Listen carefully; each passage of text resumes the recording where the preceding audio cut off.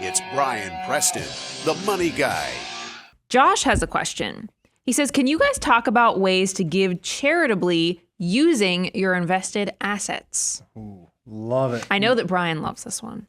This is huge. This is like next level financial mutant graduate work. We think that if you go check out the Financial Order of Operations course, if you go to learn.moneyguy.com and you actually work through the course, you'll know one of our ground rules, one of the things that really means a lot to us, and we see a common trait through a lot of financial mutants, is generosity. Figuring out how to share not only my knowledge and my time and my resources, but basically share myself with those around me to make the world a better place. That's sort of a ground rule. That's a step 0 of the Financial Order of Operations.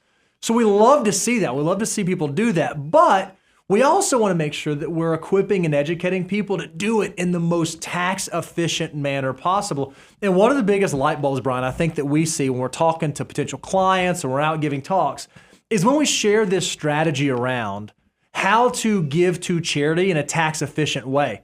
A lot of people think, oh, well, I just need to write a check and I'm going to do my good deed and then I'll feel good about that. That's great. But man, you can really turbocharge over the long term how you're doing your charitable giving if you understand some of the tools and tricks that are available at your disposal. Yeah, Josh, this is a great question. I'm going to answer this 2 ways. First of all, timing is horrible right now, and the fact that we're in the middle of a bear market.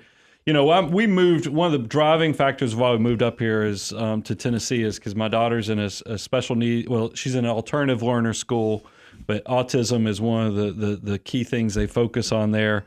So my youngest daughter is at that school, and it's not uncommon when you have these private schools that they do these fundraising campaigns when they want to do big new capital projects and stuff. And we got called in the last month because they're pondering the idea of a capital campaign to ask parents for money and so forth. And I said something you ought to be very aware of is right now is a tough time because it's easy to ask people for money when they're sitting on tons of appreciated assets. Sure. Right now, we're in a bear market. Not a lot of appreciated assets. So my strategy I'm about to give you is actually not perfect right now. The timing's pretty bad. But that actually might create a huge opportunity for you because a lot of times there's a contrarian thread in opportunities. It's just like when you want to start a business, the best time to start a business is when it's the darkest outside, because then when you catch the recovery, it's great. Well, it's kind of the same thing if you're going to do this strategy I'm about to share, because I love giving to charity and being generous, and I love doing it with appreciated holdings. So here's how you're going to do this while we're sitting dead in the middle of a bear market right now, not knowing exactly when it's going to recover. Is first thing, look at your current holdings, see if you got a bunch of losses. Let's loss harvest the heck out of those things so that we're locking in the losses. If that's what works, go watch our loss harvesting episode so you can figure out when you should and when you shouldn't. It's not right to do it on a Q&A right here. But loss harvesting might be in a good situation for you in the fact that it resets you, lets you lock in the losses, but it resets your basis at that level so that then when we hit that recovery, we've shared with you guys, it's not uncommon. Matter of fact, it's so common that the average 12-month return from the bottom of a market is over 40%. So there's a chance that a year from now, you could be sitting on an appreciated holding that you loss harvested with a 40% embedded gain in it. That is some frothy charitable giving at that point. So we loved using charitable gift funds because not only can you give appreciated stocks, you can give appreciated mutual funds, ETFs. It doesn't matter what it is, shapes or sizes. That charitable gift fund that Fidelity and Charles Schwab and some of the others offer is going to create a great opportunity. Now, here's where, and I felt the pressure because I could see I felt like I was Rocky and I was, working around the punching bag, making sure that I was bobbing and weaving because this is where it gets a little extra.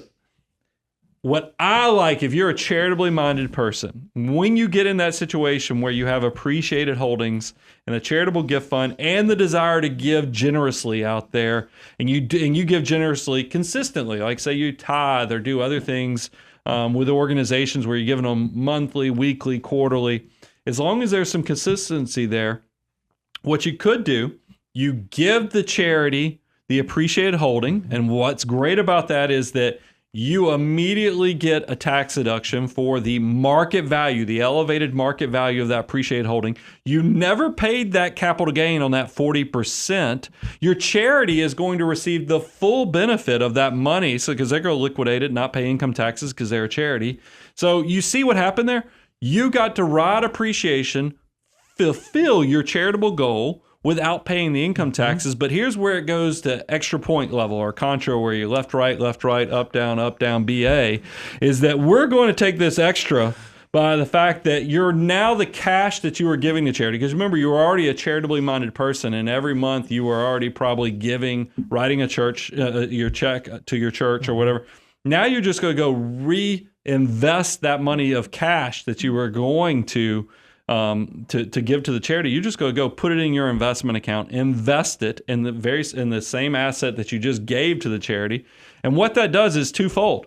It's going to not only make sure that your investment account's not going down, but it's also raising your basis. You're doing this, what I like is you're kind of planting seeds. You harvested your crop of appreciated holdings, but you went back and planted more saplings so that you can repeat this process again. You're going to come back in a year or two and you're like, holy cow, those shares that I just replaced because I gave to the charity the appreciated holdings, they've already kind of matured. I got another 40% gain. Let's give that too. And you keep repeating this process. And what's cool about it is you're maximizing the tax benefits, you're maximizing your charitable giving, and you're also raising your basis up internally in that taxable account. So in case you ever got in a situation where you needed to actually touch those investments, like buying a building, buying into a business, or you do something that needs a large chunk of money, it's going to be much easier to get to because you've been increasing the basis on those holdings versus you having to be like, oh man, I have $1 million here. But if I sold that, I'm going to have to immediately pay 23.8% capital gains because I have the Medicare surcharge, plus my 6% state income tax. It's going to cost me 30% to get that money. If you've been using this strategy, it might be you've just cut the corner off of that completely. I'm going to add one little thing. I'm going to do it very quickly. If you're someone out there married, filing jointly, and you're given somewhere between $10,000 to $20,000 a year, that's the number roughly that I would kind of think would fall into the realm, and you're doing this charitable giving strategy, look at your tax return and see how much above the standard deduction you're making it every year, because you might be someone.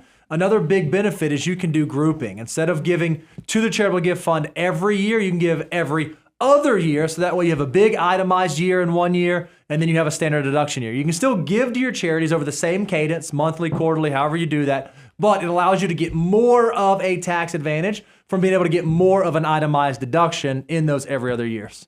That part was 43 seconds for free.